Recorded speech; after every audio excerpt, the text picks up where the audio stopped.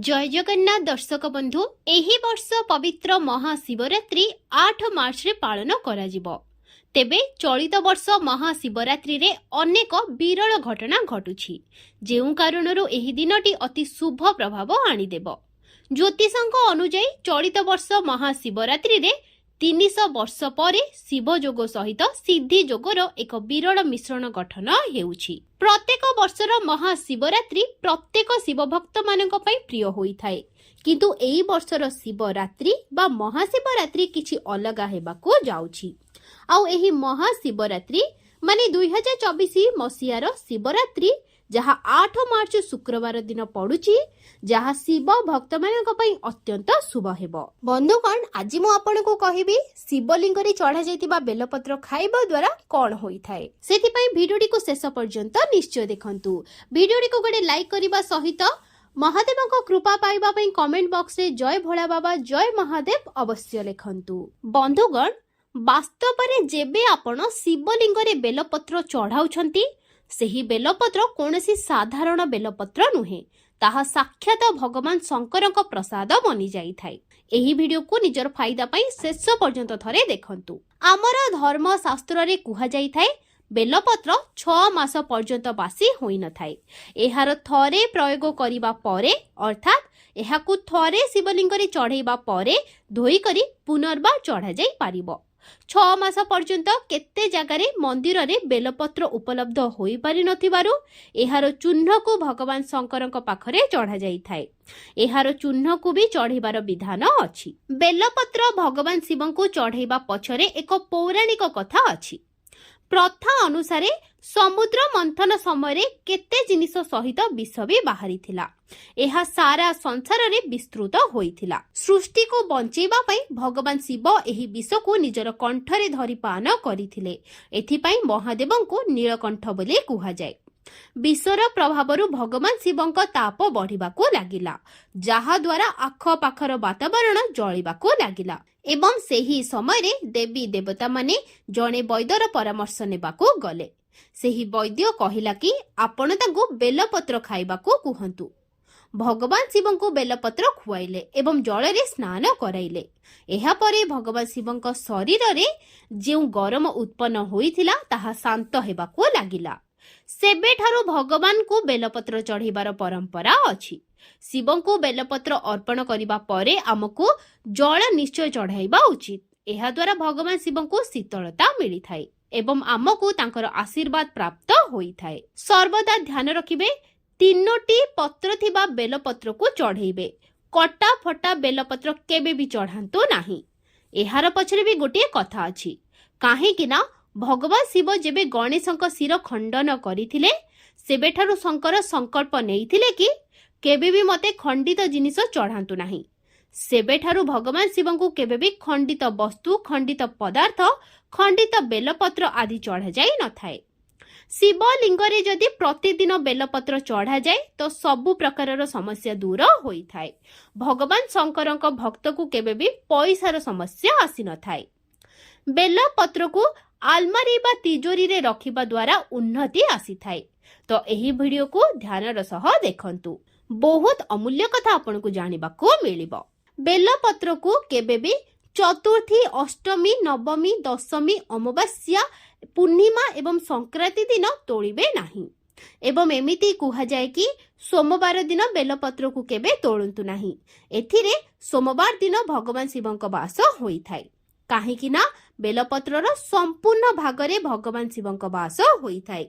एहार मूलरे ब्रह्मांकर वास होई थाए। एहार मध्य भागरे भगवान विष्णुक वास होई थाए। एवं जेते भी बेलपत्र रहिला एथिरे शक्तिंकर बा सतींक वास होई थाए। एथिपाई ध्यान देबे केबे भी सोमवार दिन बेलपत्र तोड़ंतु नाही। एहा छड़ा प्रतिदिन द्विप्रहर बेले भी बेलपत्र तोड़ंतु नाही। जदि आपण तोड़िबे तेबे आपनको पाप लागिबो। आपण एही सब दिनर पूर्व दिनर बेलपत्र तोड़िकी रखि परिबे, कारण एहा बासी होई न थाए। बेलपत्रर उत्पत्ति किपरि होइथिला आसंतु जानिबा। स्कंद पुराण अनुसारे थरे माता पार्वतींकर झाड़र किछि बुंदा ମନ୍ଦାରଜନର ପର୍ବତ ଉପରେ ପଡ଼ିଥିଲା। ଏହାପରେ ସେଠାରେ ଏକ ଗଛ ଉଠିଥିଲା, ଯାହାକୁ ପରେ ବେଲପତ୍ର ଗଛ ନାମରେ ଜଣାଗଲା ଏବଂ ବେଲପତ୍ର ରୂପରେ ଏହାକୁ ପୂଜନୀୟ କରାଗଲା। ତେବେ ଆସନ୍ତୁ ଜାଣିବା ବେଲପତ୍ର ଖାଇବାର ଫାଇଦା। ଆପଣ ଯେବେ ବେଲପତ୍ରକୁ ଶିବଲିଙ୍ଗରେ ଚଢ଼ାଉଛନ୍ତି, ସେହି ବେଲପତ୍ର ସାଧାରଣ ବେଲପତ୍ର ହୋଇନଥାଏ। ତାହା ଏକ ଭଗବାନ ଶଙ୍କରଙ୍କ ପ୍ରସାଦ ବନିଯାଇଥାଏ, ଯାହାକି ଅସଂଖ୍ୟ ବିମାରୀକୁ ଦୂର କରିବାରେ, ଆପଣଙ୍କ ପୀଡ଼ାକୁ ହରଣ କରିବାରେ, ଜୀବନରେ ଚାଲୁଥିବା ସମସ୍ୟାକୁ ଦୂର କରିବାରେ ଆପଣଙ୍କୁ ସାହାଯ୍ୟ କରିଥାଏ। ଏହା ଆପଣଙ୍କ ପାଇଁ ଅମୃତ ବନିଯାଇଥାଏ। ଯଦି ଆପଣ ଶିବଲିଙ୍ଗରେ ବେଲପତ୍ର ଚଢ଼ାଉଛନ୍ତି, ତ ଶିବଲିଙ୍ଗରେ ଚଢ଼ାଯାଇଥିବା ବେଲପତ୍ରକୁ ଖାଇବା ଦ୍ୱାରା କ'ଣ ଫାଇଦା ମିଳିଥାଏ? ଶିବଲିଙ୍ଗରେ ଚଢ଼ାଯାଇଥିବା ବେଲପତ୍ରକୁ ଖାଇବା ଦ୍ୱାରା ଶରୀରର ସବୁ ପ୍ରକାରର ରୋଗ ଦୂର ହୋଇଥାଏ। ଶରୀରରେ ଯେତେ ବି ପ୍ରକାରର ରୋଗ ଥାଏ, ତାହା ବାତ ଦୋଷ ହେଉ, ପିତ୍ତ ଦୋଷ ହେଉ, କଫ ଦୋଷ, ବିଭିନ୍ନ ପ୍ରକାରର ଦୋଷ ଦୂର ହୋଇଥାଏ। ଏହି ଦୋଷରୁ ସମ୍ପୂର୍ଣ୍ଣ ରୋଗ ଉତ୍ପନ୍ନ ହୋଇଥାଏ।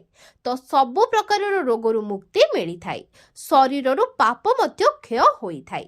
କାହିଁକି ନା ଶିବଲିଙ୍ଗରେ ଚଢ଼ାଇବା କାରଣରୁ ଏହା ସିଦ୍ଧ ହୋଇଯାଏ। ଯେଉଁ ଲୋକ ଗୋହତ୍ୟା ପାପ ପାଇଁ ଚିନ୍ତିତ ଅଛନ୍ତି, ଯେଉଁ ଲୋକଙ୍କୁ ଗୋହତ୍ୟା ଯେମିତି ପାପ ଲାଗିଯାଇଛି, ତ ପ୍ରତିଦିନ କମ୍ ସେ କମ୍ 1 ମାସ ପର୍ଯ୍ୟନ୍ତ ବେଲପତ୍ରର ସେବନ କରନ୍ତୁ। ଏହାଦ୍ୱାରା ଶରୀରର ପାପ କ୍ଷୟ ହୋଇଥାଏ। ଏହାପରେ ପ୍ରଭୁ ଭୋଳାନାଥଙ୍କ ପ୍ରସାଦ ହୋଇଥାଏ। ଏଥିପାଇଁ ଏହା ତାମସିକ ଗୁଣକୁ ସମାପ୍ତ କରିଥାଏ। ବହୁତ ଲୋକ ମଦ୍ୟପାନ କରିଥାନ୍ତି କିମ୍ବା ମାଂସାହାରୀ ହୋଇଯାଇଥାନ୍ତି, ତ ସେହି ଶରୀର ଅଶୁଦ୍ଧ ହୋଇଯାଇଥାଏ। ତ ଆପଣଙ୍କ ଅଶୁଦ୍ଧ ଶରୀରକୁ ପୁନଃ ଶୁଦ୍ଧ ବନେଇବା ପାଇଁ ବେଲପତ୍ର ଖାଇବା ଆରମ୍ଭ କରିଦିଅନ୍ତୁ। ପ୍ରତିଦିନ 5ଟି ବେଲପତ୍ର ଖାଇଦିଅନ୍ତୁ। ଏହା ଆପଣଙ୍କ ଶରୀରରେ ତାମସିକ ଗୁଣକୁ ସମାପ୍ତ କରିଥାଏ। ତା ସହିତ ଏମିତି ବି ମାନାଯାଏ, ବେଲପତ୍ର ଖାଇବା ଦ୍ୱାରା ଭାଗ୍ୟ ବଳବାନ ହୋଇଥାଏ। ଆପଣଙ୍କ ଦୁର୍ଭାଗ୍ୟ ସୌଭାଗ୍ୟରେ ପରିଣତ ହୋଇଥାଏ। ଆପଣଙ୍କର ଭାଗ୍ୟ ଆପଣଙ୍କ ସାଥ ଦେଇଥାଏ। ଏହାପରେ ଆୟୁର୍ବେଦରେ କୁହାଯାଏ କି ବେଲପତ୍ର ଖାଇବା ଦ୍ୱାରା ରକ୍ତ ସଫା ହୋଇଥାଏ। ଯଦି ରକ୍ତ ସମ୍ବନ୍ଧିତ କୌଣସି ବିମାର ଅଛି, ତ ପ୍ରତିଦିନ 5ଟି ବେଲପତ୍ର ଖାଆନ୍ତୁ। ଏହାଦ୍ୱାରା ଆପଣଙ୍କ ରକ୍ତ ସଫା ହୋଇଯିବ। ରକ୍ତ ସମ୍ବନ୍ଧିତ ରୋଗ ଦୂର ହୋଇଯାଇଥାଏ। ଏହାପରେ ବେଲପତ୍ର ପ୍ରତିଦିନ ଖାଇବା ଦ୍ୱାରା କେବଳ 1 ମାସ ପର୍ଯ୍ୟନ୍ତ ଯେଉଁ ବେଲପତ୍ର ଶିବଲିଙ୍ଗରେ ଚଢ଼ା ହୋଇଥିବ, ତ ଏହା ଦ୍ୱାରା ଇଚ୍ଛାର ପୂର୍ତ୍ତି ହୋଇଥାଏ, ମନସ୍କାମନା ପୂରଣ ହୋଇଥାଏ। ଯାହା ବି ଆପଣଙ୍କ ମନକାମନା ଥାଉ ତାହା ପୂରଣ ହୋଇଯାଇଥାଏ। ମନ ସର୍ବଦା ଶାନ୍ତ ରହିଥାଏ। ମନ ଭକ୍ତି ଆଡ଼କୁ ଅଗ୍ରସର ହୋଇଥାଏ। ଏହାପରେ ଏହାର ସେବନ କରିବା ଦ୍ୱାରା କୌଣସି ବି ପ୍ରକାରର ସାଂସାରିକ ଭୋଗ ସମାପ୍ତ ହେବାକୁ ଲାଗିଥାଏ। ଏମିତି ବି ମାନାଯାଇଥାଏ କି ଶିବଲିଙ୍ଗରେ ଚଢ଼ା ହୋଇଥିବା ବେଲପତ୍ର ଖାଇବା ଦ୍ୱାରା ବ୍ୟକ୍ତିକୁ 6 ମାସ ପର୍ଯ୍ୟନ୍ତ ଲଗାତାର ଶିବଲିଙ୍ଗରେ ଚଢ଼ାଯାଇଥିବା ବେଲପତ୍ର ଖାଇବା ଦ୍ୱାରା ବ୍ୟକ୍ତିକୁ ଭୂତ ଭବିଷ୍ୟ ଦେଖିବାର ସିଦ୍ଧି ପ୍ରାପ୍ତ ହୋଇଥାଏ। ଆପଣ ମାନନ୍ତୁ ବା ନ ମାନନ୍ତୁ, କିନ୍ତୁ ଶିବଲିଙ୍ଗରେ ଚଢ଼ାଯାଇଥିବା ବେଲପତ୍ର ଖାଇବା ଦ୍ୱାରା ଆପଣ ଭୂତ ଭବିଷ୍ୟ ବର୍ତ୍ତମାନ ଦେଖିବାର ସିଦ୍ଧି ପ୍ରାପ୍ତ ହୋଇଯାଏ। ଏହାପରେ ବଡ଼ରୁ ବଡ଼ ସାଧନା, ଯଦି ଆପଣ ଶିବଲିଙ୍ଗରେ ଚଢ଼ା ହୋଇଥିବା ବେଲପତ୍ର ଖାଇବେ, ବଡ଼ରୁ ବଡ଼ ସାଧନା ଆପଣଙ୍କ ପାଇଁ ଛୋଟ ହୋଇଯାଇଥାଏ। ମନ ଜଲ୍ଦି ସିଦ୍ଧ ହୋଇଯାଏ। 21 ଦିନ ପର୍ଯ୍ୟନ୍ତ ଯଦି କିଏ ବେଲପତ୍ର ଖାଏ, ତ ବ୍ୟକ୍ତିର ଦୁର୍ଭାଗ୍ୟ ଦୂର ହୋଇ ସୌଭାଗ୍ୟରେ ପରିଣତ ହୋଇଥାଏ। ଯଦି ଆପଣଙ୍କ ଉପରେ ନବଗ୍ରହର ପୀଡ଼ା ରହିଅଛି, ଶନି ରାହୁ କେତୁଙ୍କ ଦ୍ୱାରା ପୀଡ଼ିତ ରହୁଛନ୍ତି, ତ ଆପଣ ବହୁତ ଚିନ୍ତାରେ ଅଛନ୍ତି। ଆପଣ ବହୁତ ଯଜ୍ଞ ହୋମ କରୁଛନ୍ତି, କିନ୍ତୁ ନବଗ୍ରହର ପୀଡ଼ା କମୁନାହିଁ। କେବଳ ଶିବଲିଙ୍ଗରେ ଚଢ଼ା ହୋଇଥିବା ବେଲପତ୍ର ପ୍ରତିଦିନ ଆପଣ 5ଟି ବେଲପତ୍ର ଖାଇବା ଆରମ୍ଭ କରିଦିଅନ୍ତୁ। ଦେଖିବେ ଆପଣଙ୍କ ନବଗ୍ରହର ପୀଡ଼ା କେମିତି ଦୂର ହୋଇଯିବ। ଏହାପରେ ଏହା ଦୈବିକ ପୀଡ଼ାକୁ ଦୂର କରିଥାଏ। କୌଣସି ଦେବୀ ଦେବତାଙ୍କ ଦୃଷ୍ଟି ପଡ଼ୁଅଛି, କୌଣସି ବ୍ୟକ୍ତିର କୁଦୃଷ୍ଟି ପଡ଼ିଅଛି, ଯାହାଦ୍ୱାରା ଆପଣ ଚିନ୍ତାରେ ଅଛନ୍ତି, ତାହା ଦୂର ହୋଇଥାଏ। ଆପଣଙ୍କ ସମସ୍ତ କଷ୍ଟ ଦୂର ହୋଇଥାଏ। ଶେଷରେ ଶିବଲିଙ୍ଗରେ ଚଢ଼ା ହୋଇଥିବା ବେଲପତ୍ର ଖାଇବେ ତ ପୁରା ଶରୀର ସିଦ୍ଧ ହୋଇଯାଇଥାଏ ଏବଂ ଆପଣଙ୍କୁ ଅନେକ ପ୍ରକାରର ସିଦ୍ଧି ଲାଭ ହୋଇଥାଏ। ଆପଣଙ୍କ ମୁହଁରୁ ବାହାରୁଥିବା ବାଣୀ ସତ୍ୟ ହେବାକୁ ଲାଗିଥାଏ। ଏମିତିକି କୁହାଯାଇଥାଏ ଆମର ଆୟୁର୍ବେଦରେ, ଯଦି ପେଟ ସମ୍ବନ୍ଧିତ ସମସ୍ୟା ଅଛି, ତେବେ ଆପଣ ବେଲପତ୍ର ଖାଇବା ଆରମ୍ଭ କରିଦିଅନ୍ତୁ।